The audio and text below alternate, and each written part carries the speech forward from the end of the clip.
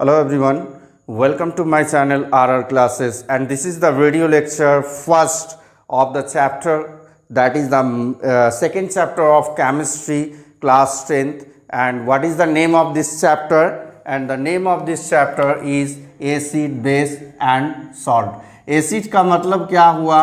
अम्ल। बेस का मतलब क्या होता है? क्षार। और सॉल्ट का मतलब लवण।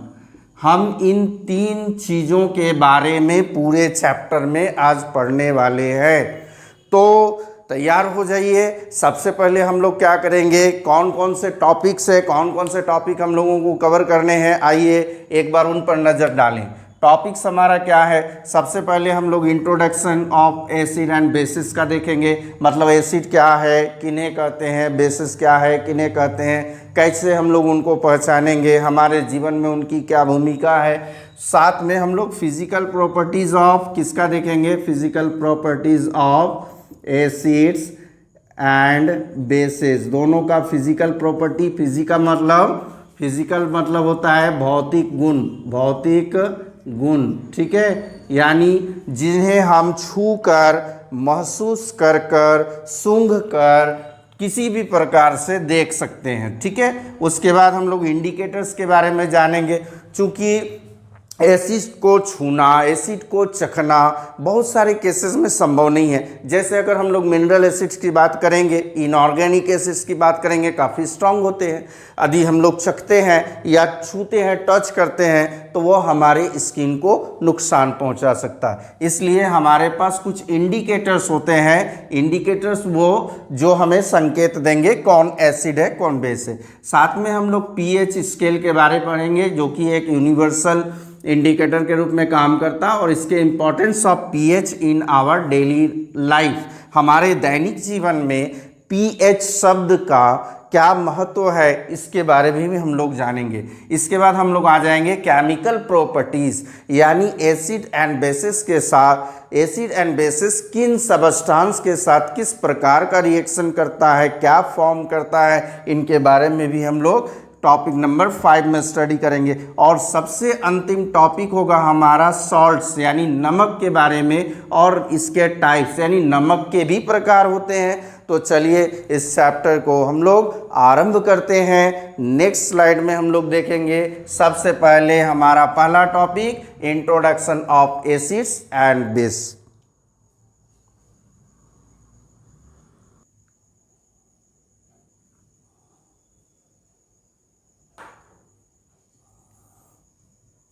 चलिए इस स्लाइड में हम लोग सबसे पहले इंट्रोड्यूस कर ले कि ये जो महान हस्ती है एसिड, बेस एंड सॉल्ट्स, कि ये कौन है, किस प्रकार हम लोग जानेंगे। जैसे हमारे पास कुछ सबस्टांस होते हैं, मान लीजिए हमने 3 कटोरा लिया और तीनों कटोरा में कोई ना कोई सबस्टांस हमने रख दिया, ठीक है। 3 कटोरा में कोई ना कोई सबस्टांस हमने रख दिया, तो इन यहाँ पर कोई सबस्टांस है, यहाँ पर कोई है, यहाँ पर कोई है। अब हमें पता करना है कौन एसिड है कौन बेस है। ये 3 कैटेगरी में हो सकते हैं, ठीक है।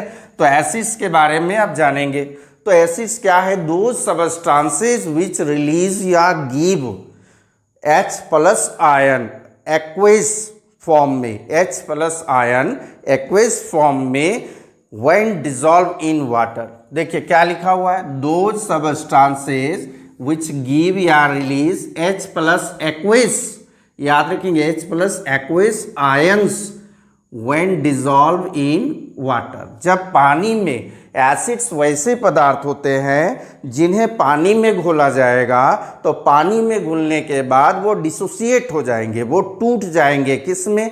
आयंस में। आयंस में टूटेंगे और H+ आयन देंगे। H+ मतलब क्या है? Plus positive ion, cation, negative ion, अनायन। तो देखिए सबसे पहले हम लोग एग्जाम्पल लिखेंगे कुछ एसिड्स की। ये कॉमन एसिड्स होंगे, पूरे चैप्टर में आप इन्हें देखेंगे, इसलिए याद कर लेंगे इनके नाम से। HCl hydrochloric acid, H2SO4 sulphuric acid, maximum इनके यूज़ आप देखेंगे। HNO3 नाइट्रिक एसिड, H2CO3 क्या हो गया? कार्बोनिक एसिड, इसी तरह हमारा है CH3COOH, ये एसिटिक एसिड, ठीक है, या एथेनॉइक एसिड भी इन्हें कहा जाता है। नाम याद रखेंगे, hydrochloric acid, sulphuric acid, nitric acid, carbonic acid और एसिटिक एसिड मतलब एथेनॉइक एसिड। अब इन एसिड्स की बात करेंगे, ये सारे जो है अभी हम लोग आगे पढ़ेंगे कि एसिड्स के भी टाइप होते हैं और वो किस टाइप में आते हैं। ऐसे मैं बता दूं कि ये सारे इनऑर्गेनिक एसिड्स हैं, ठीक है, इनऑर्गेनिक एसिड है। तो ये होता क्या है, देखिए, अगर हमने यहाँ पर किसी भी एसिड्स को हमने डिसॉल्व कर दिया किसमें, वाटर में, तो डिसॉल्व होने के बाद क्या हुआ, तो H+ आयन यानी एक्वस फॉर्म में रिलीज हुआ। समझेंगे यहाँ पर किस प्रकार हुआ। देखिए, अगर हम लोग HCl की बात करेंगे, HCl, ठीक है, HCl को हमने क्या किया, इस वाटर में डिसॉल्व कर दिया, अब ये क्या होगा, डिसोसिएट होगा, हाइड्रोजन और क्लोरीन से मिलकर बना है, तो ये क्या करेगा, ये हाइड्रोजन यानी H+ एक्वस बनाएगा और Cl- बनाएगा, Cl- माने ये कटायन, ये अनायन, कटायन अनायन मिलने से ही तो बनाना हाइड्रोक्लोरिक एसिड। अब ये H+ एक्वस जो हम लोग लिख रहे हैं, एक्चुअली होता क्या है, आप नोट करेंगे कि ये जो हाइड्रोजन प्लस आयन है, H+ आयन, ये इसमें हाइड्रोजन में आप जानते हैं कि हाइड्रोजन में प्रोटॉन और इलेक्ट्रॉन की बात करेंगे दोनों एक होता है, लेकिन जैसे ही हम लोग H+ कहते हैं मतलब प्रोटॉन तो है लेकिन इलेक्ट्रॉन 0 है, ठीक है। इसके कारण क्या है, इसमें प्रोटॉन एक है लेकिन इलेक्ट्रॉन कुछ भी नहीं है, तो ये क्या हो जाएगा, ये हाईली रिएक्टिव, ये रिएक्टिव बन जाता है, रिएक्शन करना चाहता, अलोन नहीं रहना चाहता, अकेले नहीं रहेगा, तो किसके साथ रहेगा, ये पानी के साथ रिएक्शन करेगा। वहाँ पर हमने पानी में डाला है ना, तो वो पानी के साथ रिएक्शन करेगा।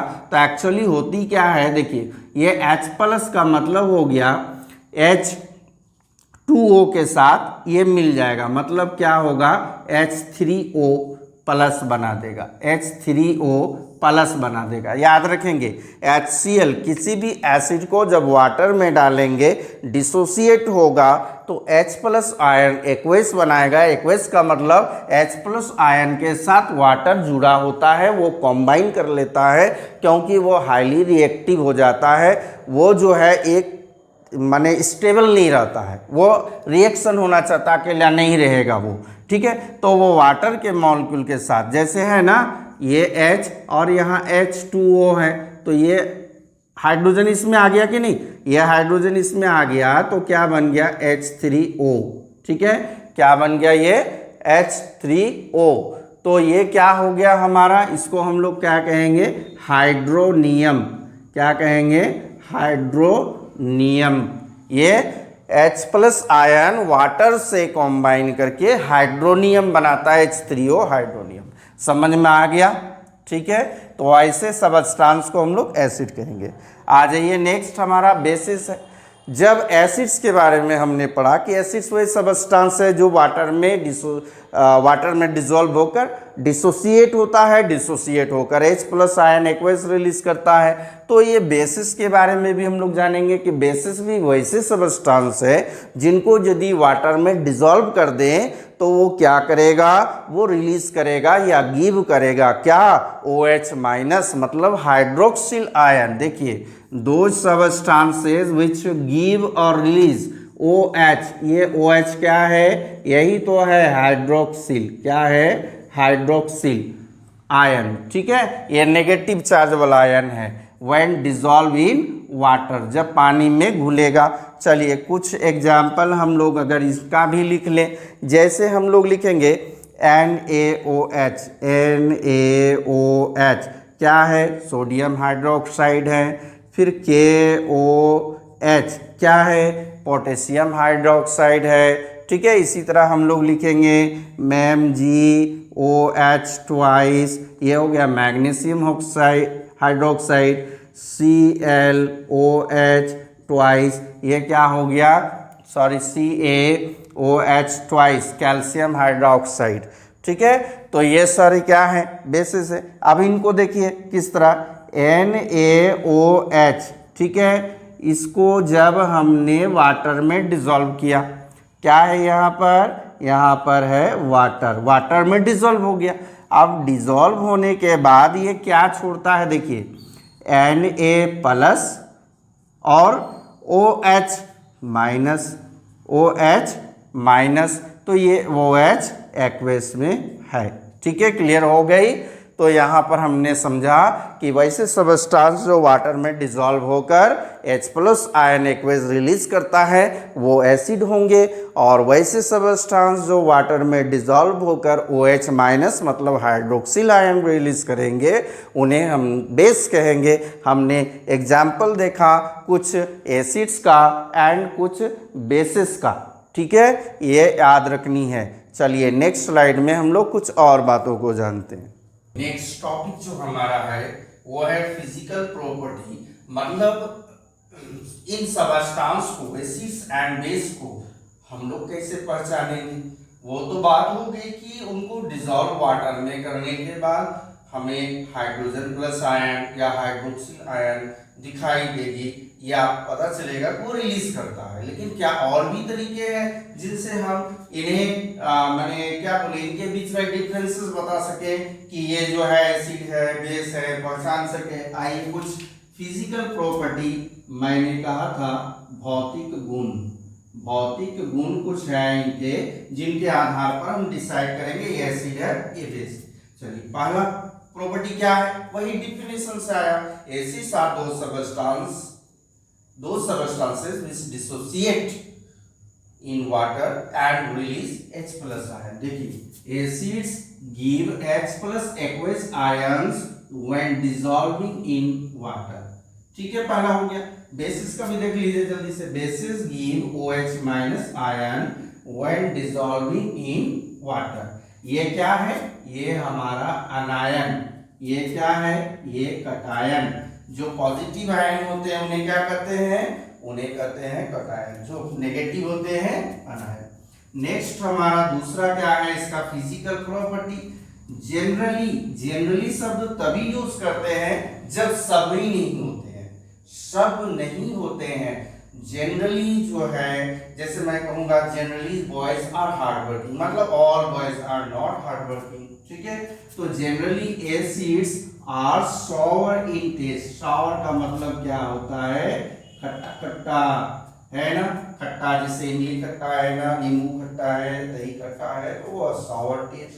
लेकिन यहाँ जनरली शब्द का प्रयोग क्या सारे एसिड का ये प्रॉपर्टी नहीं खट्टा होता है, बिल्कुल होगा। कुछ एसिड्स ऐसे भी हैं जिनके टेस्ट बिटर भी हो सकते हैं, स्वीट भी हो सकते हैं। जैसे आप घरों में यूज करते हैं ना कॉफी, तो कॉफी में भी जो है वो एसिड है, लेकिन कॉफी का टेस्ट देखिए किस प्रकार है, वो खट्टा नहीं है, इसलिए मैंने जनरली शब्द का प्रयोग किया।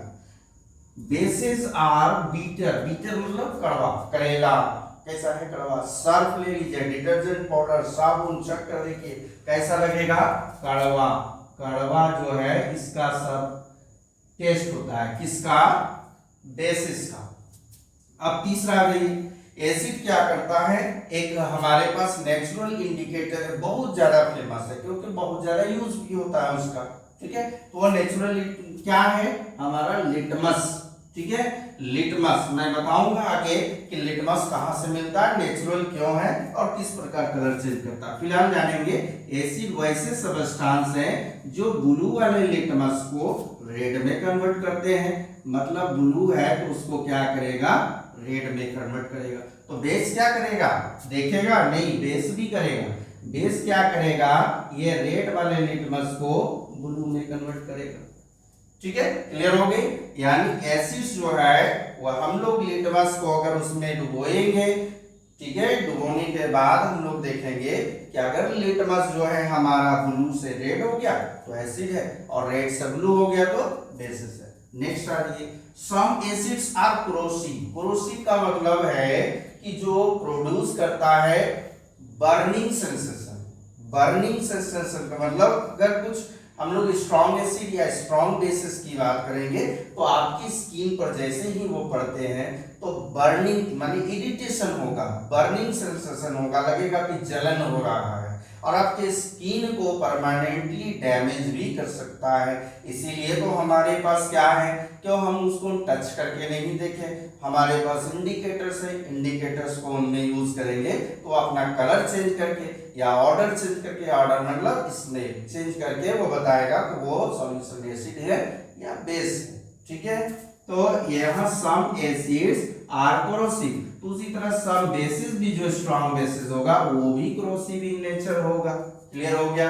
चलिए पांचवा हमारा क्या है, acids conduct electricity, acids conduct electricity, basis conduct electricity, क्या वाटर भी कंडक्ट करता है, आइए समझे।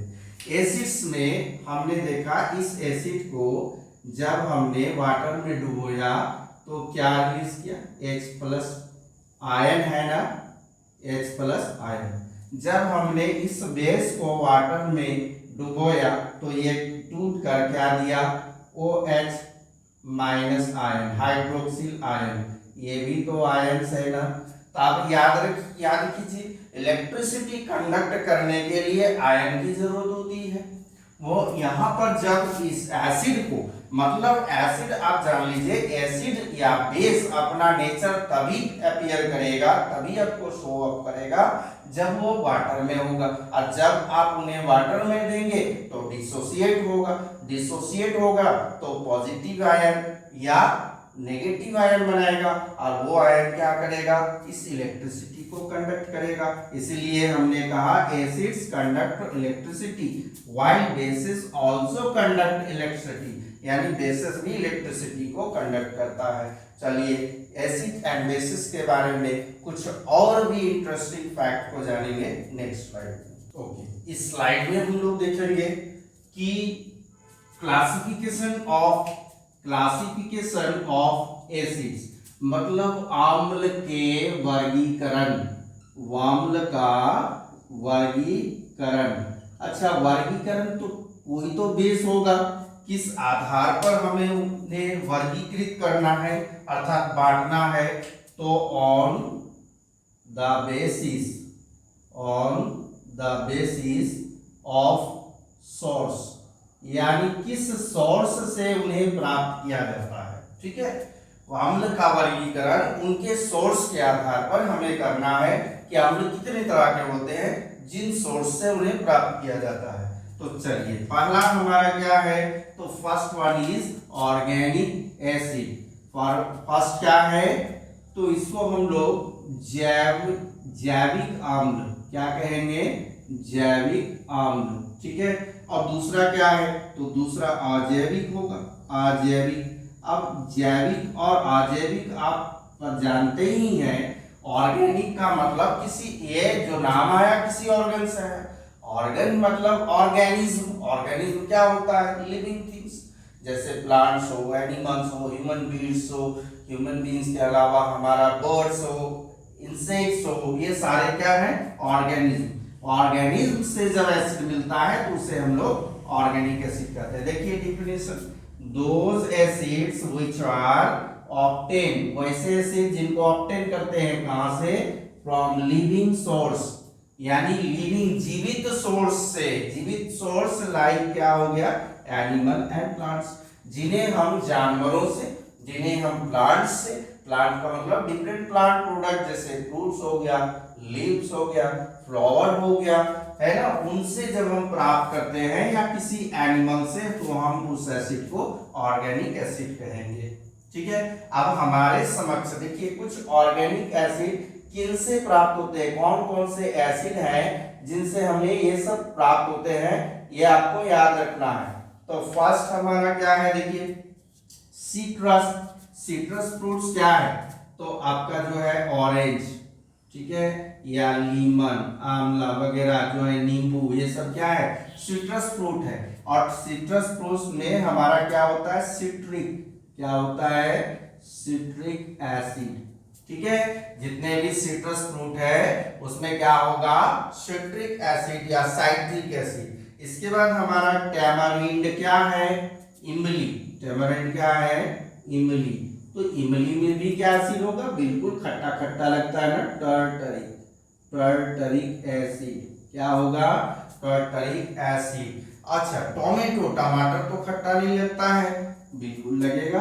कच्चा में देखिए ऑक्सैलिक, क्या रहेगा इसमें, ऑक्सैलिक एसिड। टमाटर में हो गया, सिट्रस फ्रूट्स में हो गया, टोमेटो में हो गया। विनेगर में देखेंगे तो विनेगर कहाँ यूज करते हैं हम लोग, विनेगर कहाँ यूज होता है, पिकल्स बनाने में, अचार बनाने में, मैगी बनाते हैं उसको खट्टा करने में विनेगर हम लोग डाल देते हैं। एसिटिक एसिड है यानी इथेनॉइक एसिड, ठीक है, विनेगर हो गया। इसके बाद नेटल जो होता है, नेटल एक प्लांट है जिसके लीफ में आप देखेंगे रोमे रोमे टाइप का होता है। यदि एक रोमा छूट जाएगा तो आपको इरिटेशन होगा, वहां जलन होगी। किस कारण, तो इसमें होता है फॉर्मिक एसिड, क्या होगा, फॉर्मिक एसिड, ठीक है, याद रहेगा फॉर्मिक एसिड। इसी तरह एंट के स्टिंग में भी फॉर्मिक एसिड होगा, फॉर्मिक एसिड। फॉर्मिक एसिड मतलब मेथेनॉइक एसिड, ठीक है। मेथेनॉइक का क्या होता है, फॉर्मूला आप लिख सकते हैं, यहाँ हम लोगों को जरूरी नहीं है, हम लोग नेक्स्ट आगे देखेंगे इसके डिफरेंट डिफरेंट फॉर्मूला को, ठीक है। आइए इसके बाद क्या हम लोग को कार्ड में दही या दूध में होता है, सुने होंगे lactic, lactic acid, lactic acid कहाँ होता है, दही या दूध में।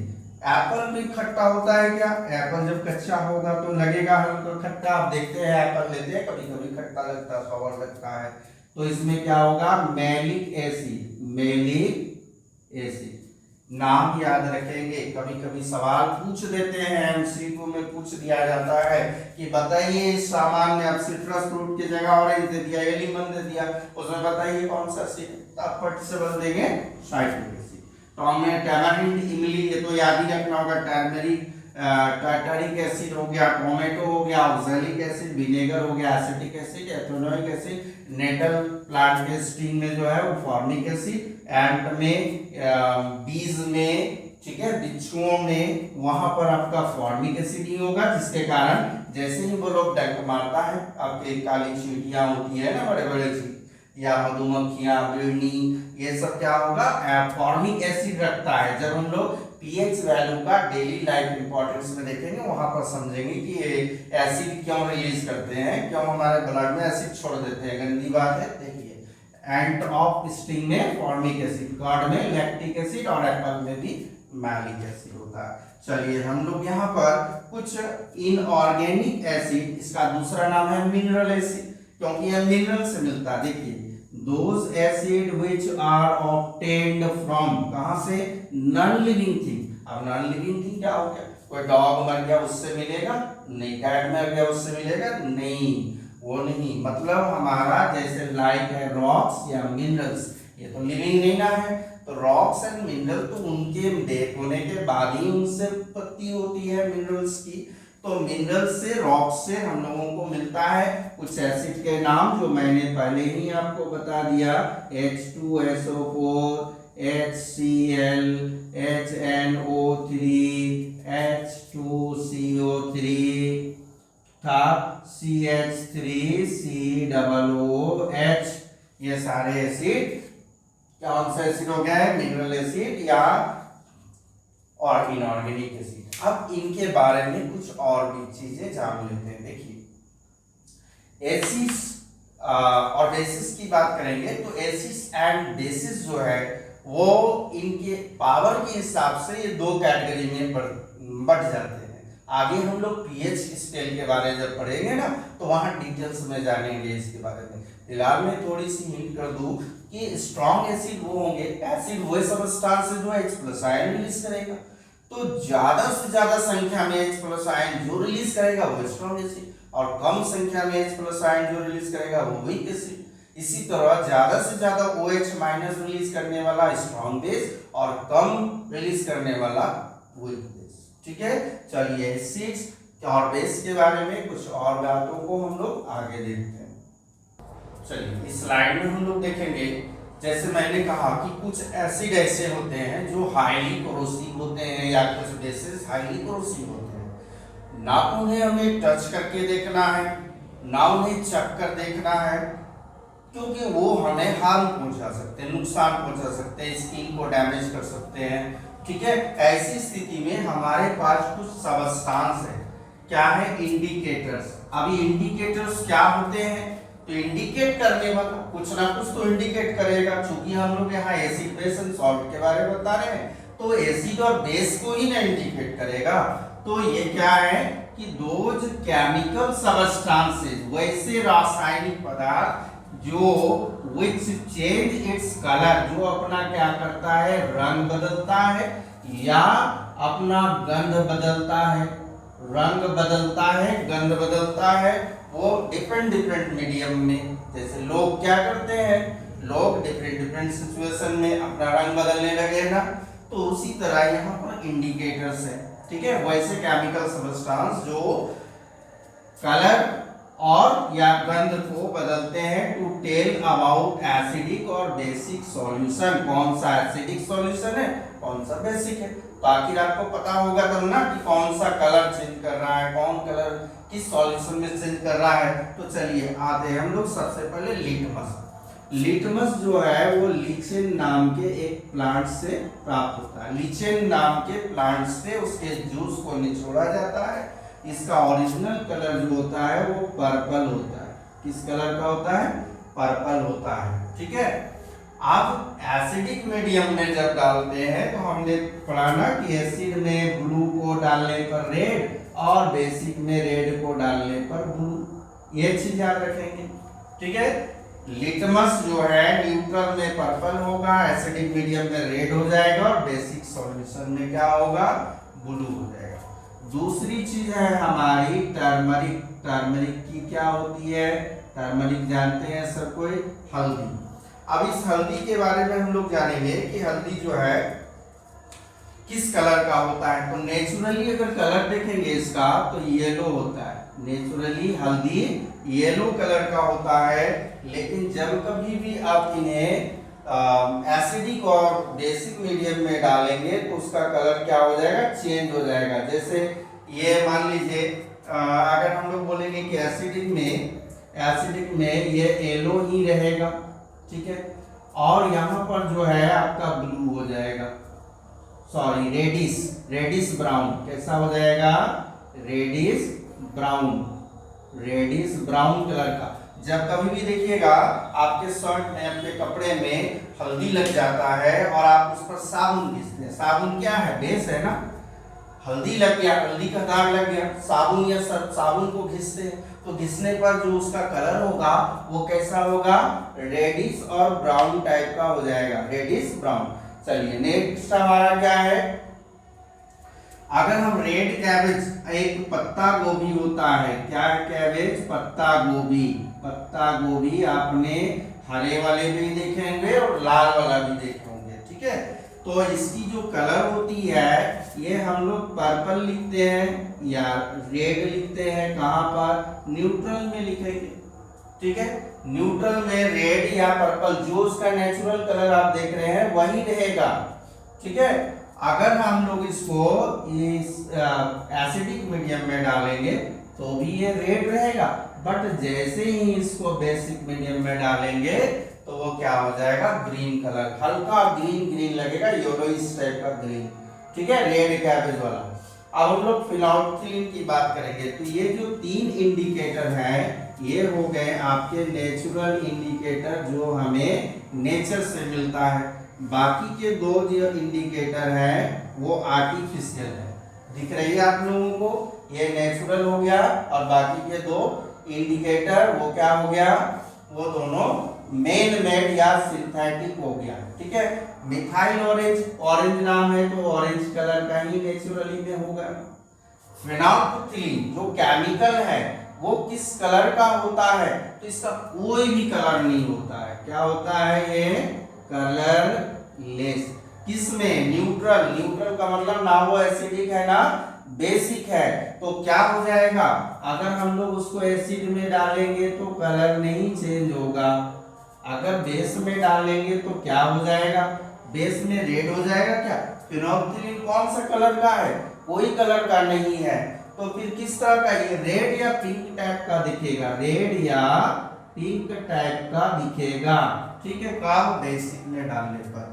अब हम लोग आते हैं मिथाइल ऑरेंज, ऑरेंज कलर का होता है, तो ये भी क्या होगा, एसिड में डालने पर, ये एसिड में डाल, न्यूट्रल में ऑरेंज, मतलब इसका नेचुरल कलर ऑरेंज है, ठीक है, और यहाँ पर रेड हो जाएगा, और बेसिक में डालेंगे तो येलो हो जाएगा। मतलब क्या है, ये ऐसे सबस्टांस है जो अपना रंग बदल कर क्या बताएंगे, कौन एसिड है कौन बेस है।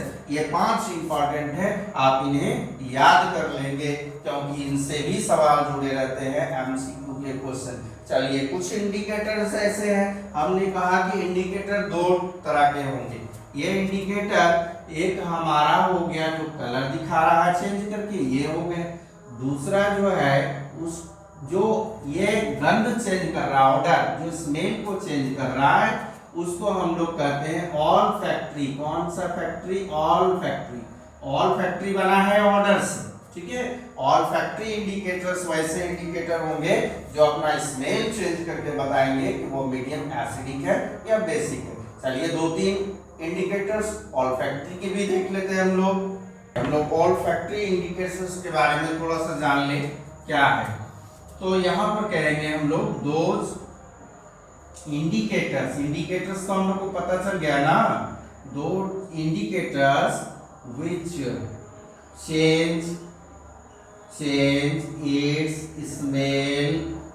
स्मेल को ही हम लोग क्या कहेंगे, ऑर्डर इन एसिडिक और बेसिक मीडियम, यानी वैसे इंडिकेटर जो एसिडिक और बेसिक मीडियम में अपना स्मेल को चेंज करेंगे, गंध को चेंज करेंगे, उन्हें हम लोग क्या कहेंगे, उन्हें हम लोग कहेंगे ऑल्फैक्टरी इंडिकेटर्स। तो कुछ ऑल्फैक्टरी इंडिकेटर्स हमारे समक्ष है, आप देख सकते हैं। अगर हमको इन्हें एसिडिक सॉल्यूशन में या फिर बेसिक सॉल्यूशन में डालेंगे तो क्या होगा। देखिए, ऑनियन की बात करेंगे तो ऑनियन को डुबोना है क्या, नहीं। आप क्या करेंगे, ऑनियन को 2 टुकड़ों में काट लीजिए, ठीक है, और एक जो है साफ कपड़ा ले लीजिए जिसमें किसी प्रकार का गंध ना हो, पूरा धुलाई कर लीजिए उसको, उस कपड़े को ले लीजिए। अब ऑनियन को और उस कपड़े को क्या करें, एक पैकेट में रख दे लंबे समय तक, ठीक है। लंबे समय तक रखेंगे तो क्या होगा, ऑनियन का जो स्मेल है वो कपड़े में चला जाएगा। अब उस कपड़े को डुबाना है, एसिडिक में, चूंकि कपड़ा तो डूबेगा ही और जल भी जा सकता है, स्ट्रॉन्ग एसिड होगा। तो ऑनियन जूस जो है वो उसका जो गंध होगा वो एसिडिक में सेम रहेगा, मतलब जो ऑनियन का है गंध वही गंध रहेगा, लेकिन जैसे ही बेसिक में डुबाएंगे तो उसका गंध क्या होगा, ऑनियन का गंध खत्म हो जाएगा। ये किसके लिए है, देखिए बहुत सारे हमारी दुनिया में बहुत सारे ऐसे लोग हैं जो फिजिकली हैंडीकैप्ड है, जैसे ब्लाइंड है। अब वो कलर वाले इंडिकेटर्स को कैसे देखेंगे, तो उसका कलर चेंज हो रहा है तब वो एसिडिक है बेसिक है, वो इसका डिसीजन करेंगे। उन लोगों के लिए भी कुछ ना कुछ सोचा गया है प्रकृति में। तो ऑनियन जूस जो है, अगर वो उनमें तो सूंघने की शक्ति होगी ना, सूंघ तो सकते हैं, तो वो एसिडिक सॉल्यूशन में जब ऑनियन जूस वाले कपड़े को डुबाएगा तो क्या होगा, उसका स्मेल सेम होगा। लेकिन अगर हम लोग बात करेंगे कि बेसिक में डालने से क्या होगा, वैनिश हो जाएगा। वैनिश का मतलब समाप्त हो जाना। कौन सा गंध, ओरिजिनल जो स्मेल था वो समाप्त हो जाएगा, ऑनियन का स्मेल समाप्त हो जाएगा। वैनिला की बात करेंगे तो वैनिला में भी यही स्थिति है, जो इसका गंध होगा एसिडिक में सेम रहेगा और यहाँ पर वैनिश हो जाएगा, समाप्त हो जाएगा, गंध ही लुप्त हो जाएगा, गायब हो जाएगा। वैनिश का मतलब हो जाएगा गायब हो जाना, समाप्त हो जाना। क्लोव लौंग का तेल, क्लोव ऑयल की बात करेंगे तो इसकी जो गंध होती है ओरिजिनल एसिडिक में वो भी सेम होगा, वही गंध, लेकिन जैसे ही बेसिक में डालेंगे तो इसका भी गंध खत्म हो गया। यही है ऑल्फैक्टरी इंडिकेटर्स। चलिए इस वीडियो लेक्चर में हमने एसिड और बेसिस के बारे में बहुत सारी ऐसी बातों को जान लिया। एक बात और देखिए, बेसिस के बारे में मैं थोड़ा सा टॉपिक को मिस कर गया। जैसे मैंने कहा कि एसिड और बेस दोनों वाटर में डिसॉल्व होता है, ठीक है, लेकिन ये चीज अगर बोलेंगे कि सारे बेसिस क्या डिसॉल्व होते हैं, क्या सारे बेसिस डिसॉल्व होते हैं वाटर में? नहीं। तो कुछ बेसिस ऐसे हैं जो वाटर में डिसॉल्व होते हैं, तो उन बेसिस को हम लोग अल्कालीज करेंगे, अल्कालीज कहेंगे। कौन सी कली? अल्कली, ठीक है। अल्कली क्या है? तो those bases which are soluble in water, जो पानी में घुलेगा, घुलनशील होगा, वैसे बेसिस को अल्कलीज कहेंगे। तो ये आज हमारा वीडियो लेक्चर 1 जो है, ये पहला वीडियो लेक्चर कंप्लीट हुआ। इस वीडियो में आप गौर से हर एक चीज को देखेंगे कि मैंने किस प्रकार आप लोगों को समझाया है। अगर ये वीडियो आप लोगों को अच्छा लगे तो लाइक करेंगे, शेयर करेंगे, और यदि आप नए हैं तो प्लीज सब्सक्राइब करेंगे।